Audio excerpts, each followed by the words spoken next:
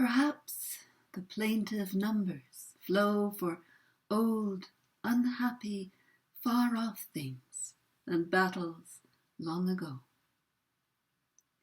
Those are lines from a poem by William Wordsworth that was written back in the early 19th century. Now, numbers.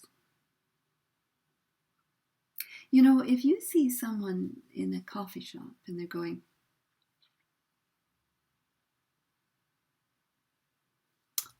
they're probably not doing mental arithmetic. Chances are they're composing a poem.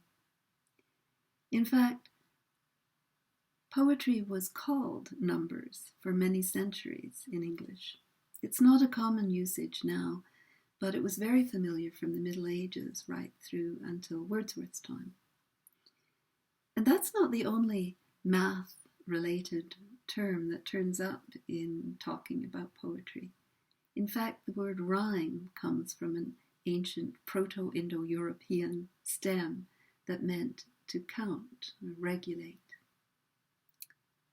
So the question naturally occurs, what are we counting?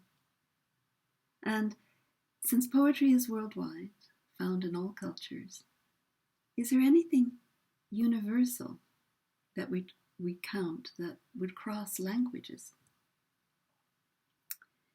Now, every counting system needs some sort of unit, something we can track and tally. And over the millennia, poets have counted many different things. We've counted rhymes, we've counted other kinds of sound patterns. Most often it's been syllables.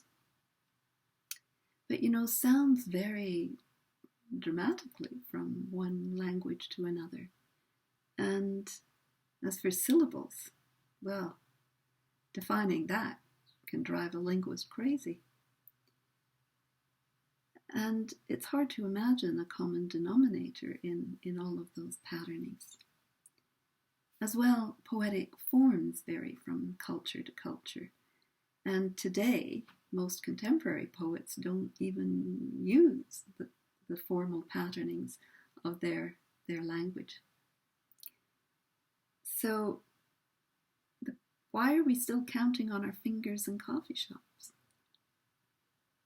Well, very recent research by Yulia Oganyan and Edward Chang indicates that a particular group of neurons in our brains is listening to speech in a very special way. They're tracking the overall volume of sound, the so-called wave envelope, and they're firing at points where the amplitude of the wave starts to increase most rapidly. Aha, I thought. Maybe there's a clue here as to what we're counting. So these are the kinds of things I'm exploring in my short paper per Bridges. And I hope you find it interesting. I'd like to say a thank you to all the organizers of the Bridges Conference. I've been attending for a number of years and have always enjoyed being there to present my work in person. It's always such a fascinating intersection of many different disciplines.